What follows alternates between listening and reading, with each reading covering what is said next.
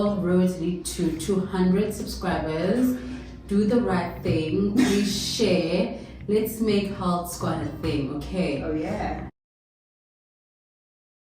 You're about to watch a new episode of Health Squad. Sit back, relax, and enjoy. Hello. Molweni. Welcome back to everyone. And thank you to the 98 subscribers. We are growing. Thank you so much. We appreciate your engagement in the comment section. So please keep doing that. Like, share, comment, everything engagement. Yeah. I'm Pamela Fuzile. Y'all can call me Pam. I'm with my, as usual, my body. Oh yeah. Hi everybody. As Pam said, thank you so much for the 98 subscribers. All roads lead to 200 subscribers. Do the right thing. Please share. Let's make Health Squad a thing, okay? Oh yeah. As you already know, Mbali Jonas, but I'm commonly known as Mbali. We're not riding alone today. We have a guest with us. Siphosethu Bota. So Siphosethu, just a bit about her. She is a social worker graduate. She has a lot of passion in working with young children and adolescents, and ultimately what she wants is just to bring the best out of young people. Oh yeah. Welcome. Thank you very much. Like we promised, Mbali and I are not experts. We don't know everything. So like we said, every now and then we're going to be bringing guests. And Siphosethu happens to be our very first one. So please show some love to the girl. So yeah, why did you bring Siphosethu all the way here? That's a very good question. The reason is we're in October, and the focus of this month, it's Mental Health Awareness Month. And so we decided, you know what, it would be a nice way to close off mental health awareness with at least someone that has an idea, you know, and this is based on educational, however, also maybe not structural, but based on community level, you know, in terms of what mental health is. And I mean also on a personal level, as individuals, you know, we're constantly going through certain emotions. And that could be because of the things that we are surrounded by, or things that we're generally dealing with. So thank you for coming through. And I think to ask a question, what is mental health to you? I mean, we're calling abantu, what do we say? Chronic unreent. Ebantwini not knowing what they're dealing with. I know I'm guilty. You say you're landing at chronic people are dealing with mental health. So it's best that we understand what is mental health. When we speak of mental health, what are we talking about? And trust me, Islam is very little. So Siphosethu. Don't be shy. Don't be shy. Safe space. When we speak of mental health, what is mental health? What are we talking about? Alright, firstly, before I say anything, I would like to thank you guys for inviting me. I'm so happy to be here today because when you told me guys that we're going to be discussing the issue of mental health, it came into my mind that there are few people who are paying attention to mental health.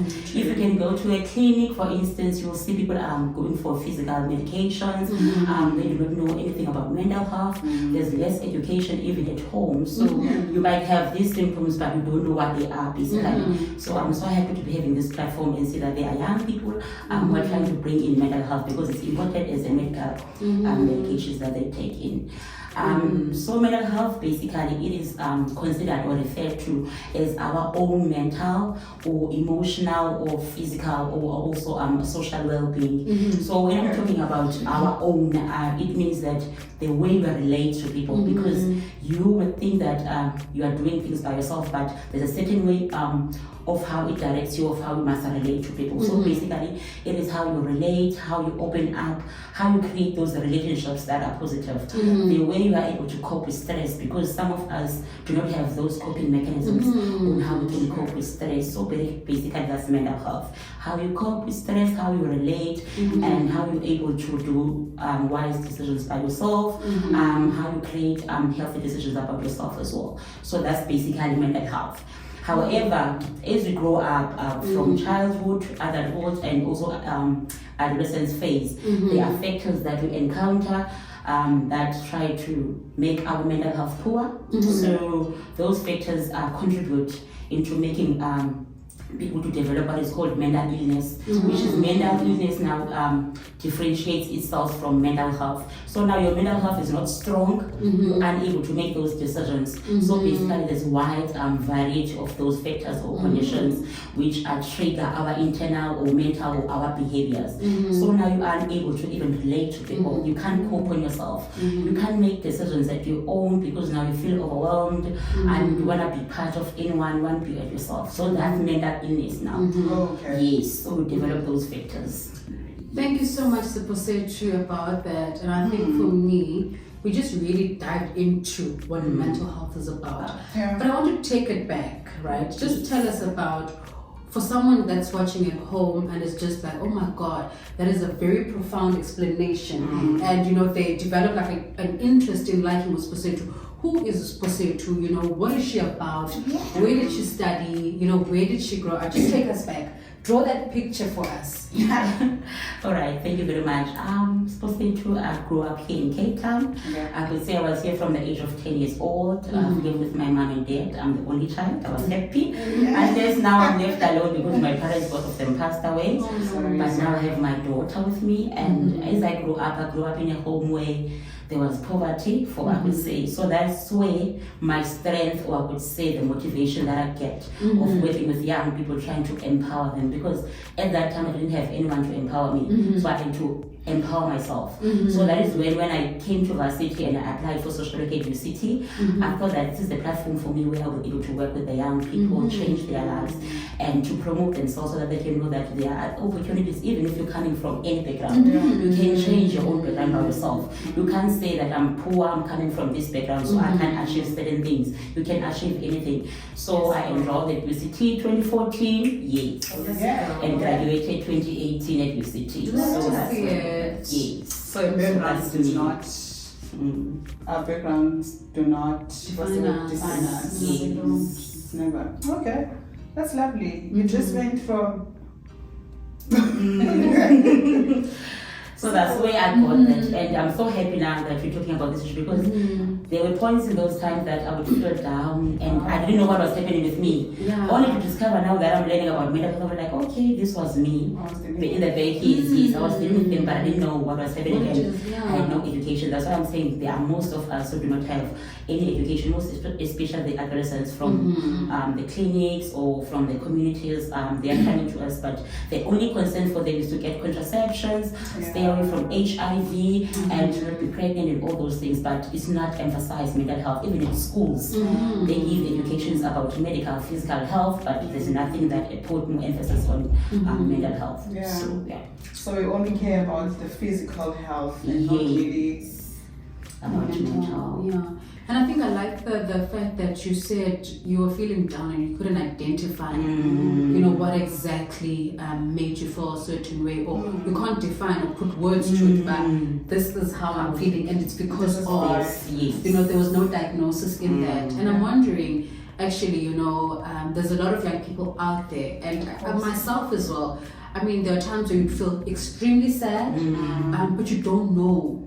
You know, and you think, it's just a normal thing because you're taught about emotions, sadness, happiness, excited, you know, but the impact behind those, there isn't much kind of information, you know, that ties in with mental health. So I think thank you so much for bringing that to life. That's eye-opening for me. And it's also, you might think that it's only you, but there are factors as well that contribute to someone having a mental illness. For instance, when you're growing up, you went through a trauma of getting raped or abuse from your parents, domestic abuse as well. I was also a victim of domestic abuse. Parents being alcoholics, the stress at home, even now when we're old, maybe for instance, you lose a loved one, so you're still grieving. So there are many factors that contribute. Even poverty for itself is also one factor that contributes to someone having mental health. Also stigma as well in our communities. We as the youth have so much stigma, so that results in people having mental health. And there are different mental illnesses and disorders. So it depends which one you have, and they all have different symptoms. For instance, if we can talk about depression, depression is those feelings of feeling down, unhappy at all the times. And those episodes must occur for at least 2 weeks. You can't say today you're feeling down or tomorrow you have depression. Okay. No. Okay. So that's why I'm saying that they all have different symptoms, different treatment as well, and their interventions. Okay. So it's very good for someone to identify them and consult in a clinic and get a physical clinician that can come up with them and tell them more about them, because you can get medication for some of them, and some of them is more of therapy, giving someone guidance, because stress, you can't really say you might get medication, but you can be stressed somehow for unemployment or any medical condition. But if you find someone you can talk to, guides you and give you that support, it becomes better. Yeah, so I'm wondering, besides feeling sad, how else would I know that I'm dealing with a mental health issue? Yes, I'm sad, but is that maybe the only thing that would indicate to me that I'm dealing with mental health? What else is there that I can look for or look out for? As I said, depression, for instance, you feel sad, you feel down.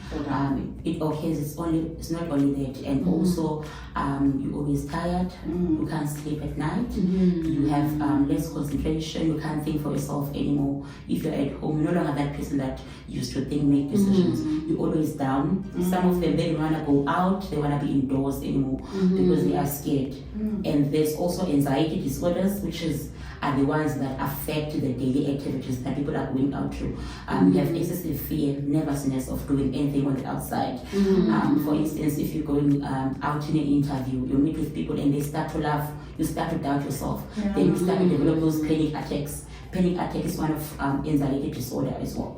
So you get scared. There's also phobias as well, which is also anxiety disorder.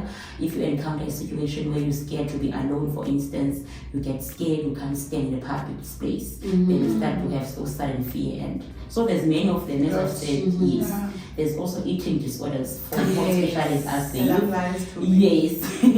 So there's binge eating, which is you eat too much, you can't control yourself. And there's also anorexia nervosa, which is those Such a big word. Yes. Which is those they feel their body is not enough for them. You take anything to try to decrease your weight. Like you take anything, laxatives, you vomit because you want to feel thin. You don't like your body at all. So it's total opposite of binge eating. So there are many of them. That is why I'm saying there are symptoms and they vary. It depends which one you have.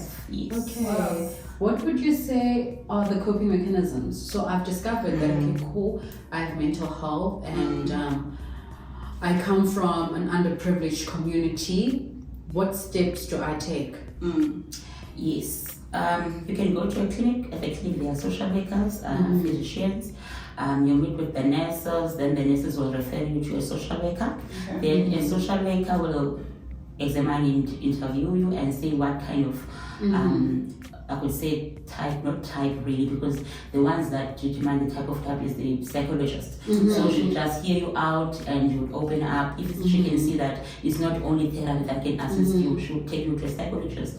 And if there's any medication, you can take medication. For instance, the psychotic disorders, the schizophrenia, it can be treated by taking medication most of the time. There's also a tool that I love the most, which is holistic approach. Oh yes. So, yes, I would say to everyone that is at home, even if you do not have a mental disorder, even if you do not have anything now, but you must take it and use it. It's the same as taking care of yourself, self-care, because we believe that most of the time we bottle up things, we don't talk. So it's there for you to try to motivate you and to tell you that you have it as a tool that you can use. So basically it looks at different factors. It looks at your physical, your mental, your emotional, your spiritual, and also your social.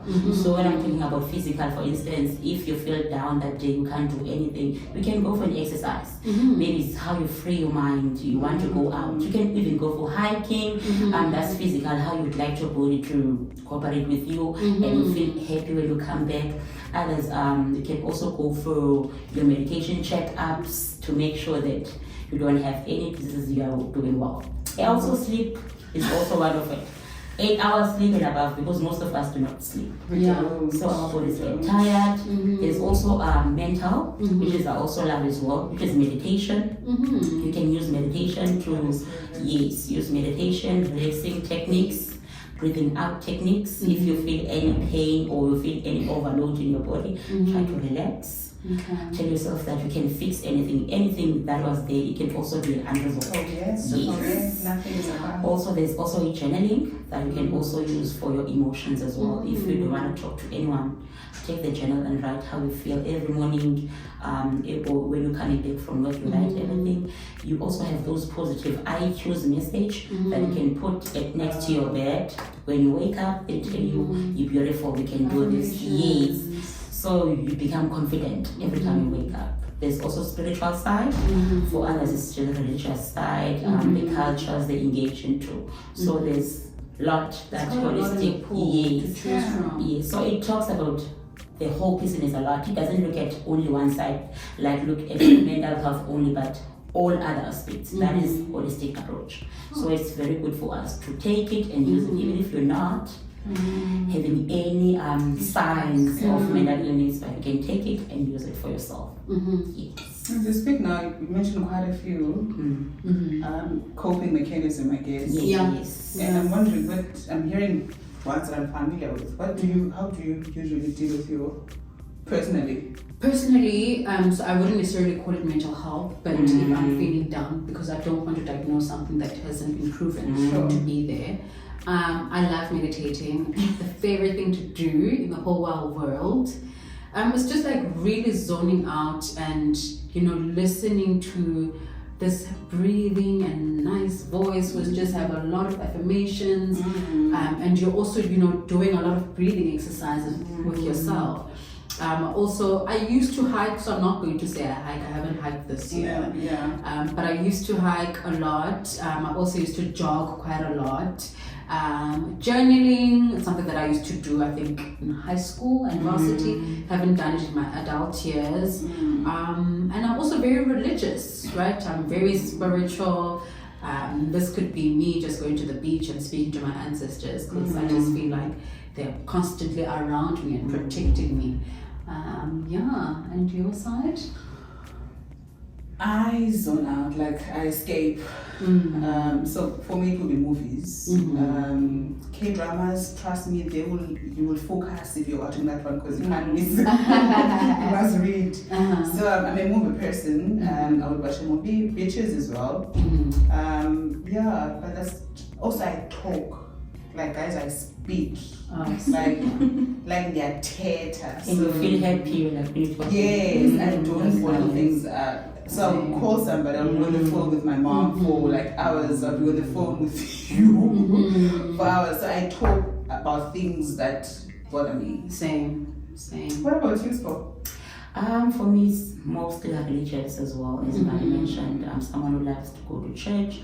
So if I do not have someone else to speak to, I pray. I pray and cry. When I'm done, I feel light, and then I go out and shine. Most of the time, at the time, I watch movies as well. I also love to watch movies, listening to music. So that's me. I've actually recently discovered that I'm a crier. And Me too. I am someone that if I'm facing something, I tackle it head on. But now I just cry and I'm like, I'm tired. Could be because I'm telling you the same thing over and over and you're not listening, right? So it could be that. And I just cry. It could be also that you're letting yourself to be vulnerable. And just literally stop acting like I'm strong. I can figure things out on my own. I'll do it. Just get vulnerable every now and then and be sing with your emotions and feel things. And I don't actually feel bad afterwards. I don't feel bad afterwards. I feel happy. Another thing that I do a lot, honey, I affirm myself. One thing about me, I look in the mirror and you're so beautiful. Like, you're so smart. Me too. And then I also tell that guy, you are so lucky to have a beautiful girl. Yes. It's true. Did you thank God for me? And my boyfriend thinks I'm overreacting. I'm like, no, you need to kneel down and say, God, thank you that you have blessed me to go with this phenomenal woman. Thank you so much, Siphosethu, for coming through and really just, being an amazing guest and sharing your whole heart, with the world.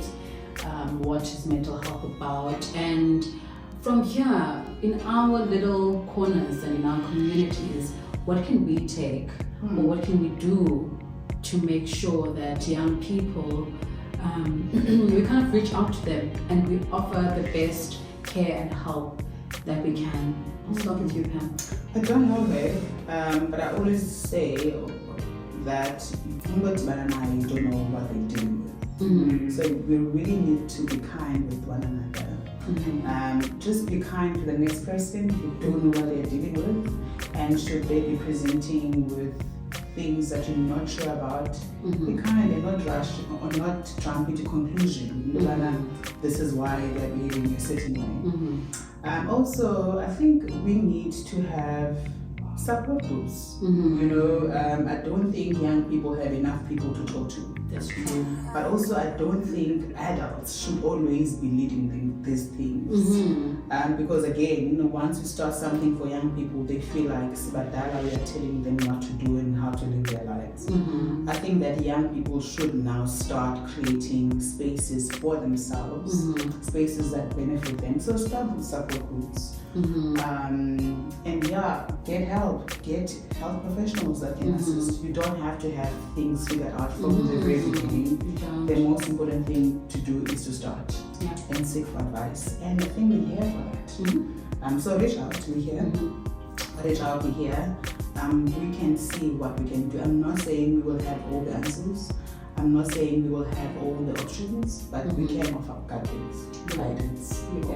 Yeah. On your part, Sipho? Well, Pam said it all. I was going to talk about support groups as well. You know, when I grew up in my community, there used to be a youth group. So on Saturdays, we used to go there, gather there.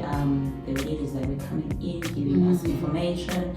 They would talk about everything. So some of us were opening up even about personal things, and you would discover that some of us are dealing with many things, more especially at home. So those support groups will mean a lot. And for you, for yourself, if you're at home feeling, having any feelings of what we're talking about, I would say reach out as well. Get someone, even if it's a church, someone you trust, open up, so that you guys can get any assistance. As well, I was going to talk about the parents at home. I would suggest that they must stop being too harsh as well. They must not judge. If you see that your child is going to a clinic, try to get involved and see what is happening to them, because I believe some of them are coming to the clinic and saying our parents don't want to get involved. It's as if they never had sex before. So we can't even ask for advices, even if you're not sexually active yet, but want to know something. So as the parents, we must try to sit with our children and hear what they have to say. And if there are things, developments that are happening, we must tell them, teach them, because some of them they don't know, and we as the parents have experience that they do not have as well. So it's very important that we do that.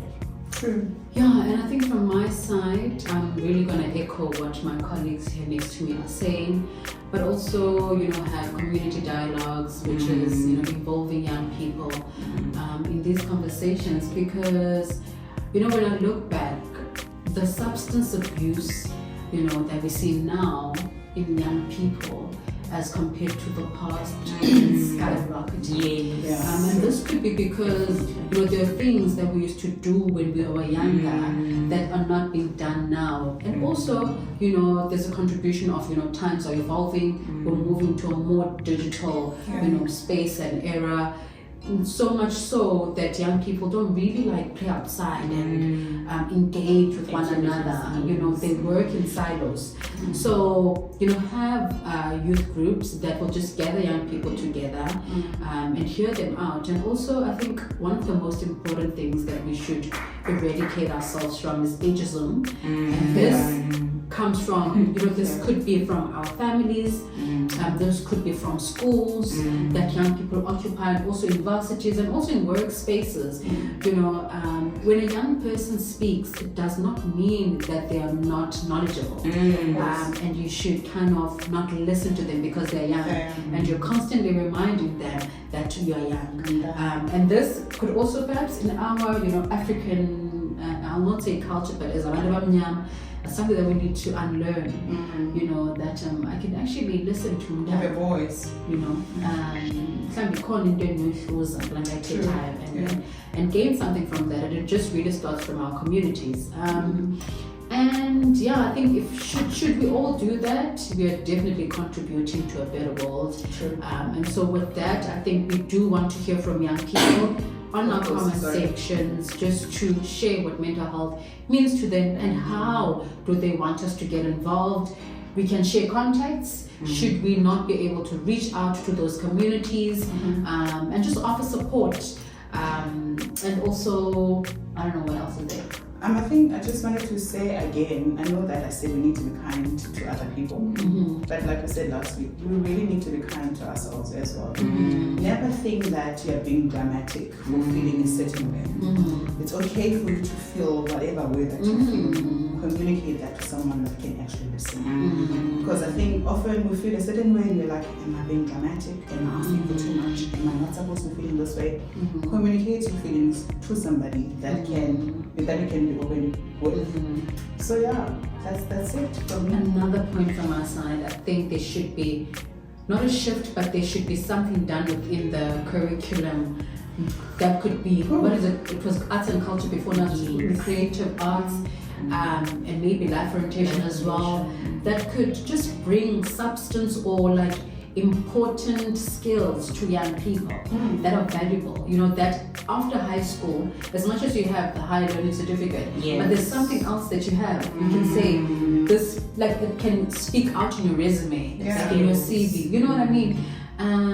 I hear you, and as you're speaking, I'm thinking now, with them writing, let's say the matrix writing exams now, who is helping them with their mental health?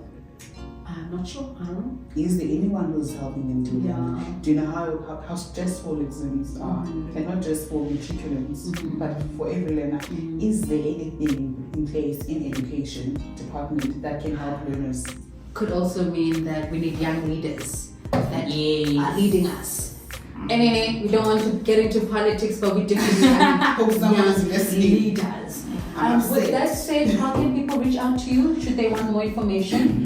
You can ask the health squad. I'm working with them, so if you have any questions, you can get me through them. Thank you. Definitely do that. Make sure to do the famous things like comment, share, subscribe, and you can get me Mbali Jonas, also at Health Squad SA. And this is Pamela Fuzile. You can get her at Pamish. Thank you, fam. Till next time. It's been good. Bye.